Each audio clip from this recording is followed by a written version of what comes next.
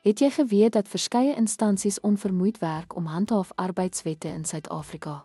Hierdie voogte verseker dat die Wet op Basiese Diensvoorwaardes (WBIDV) en die Nasionale Minimumloonwet (NIMWA) afgedwing word wat werkers se regte beskerm.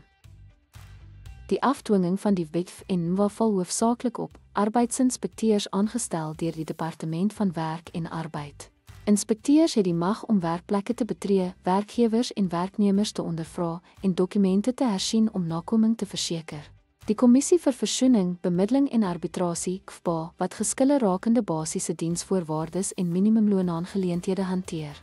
Die Arbeidshof wat geskille kan bereg en nakomingsbevele wat deur arbeidsinspekteurs of die KVBA uitgereik is, kan afdwing. Hierdie instellings werk saam om nakoming te monitor, klagtes te ondersoek en geskille wat verband hou met die WBIDV en die NIMWA op te los.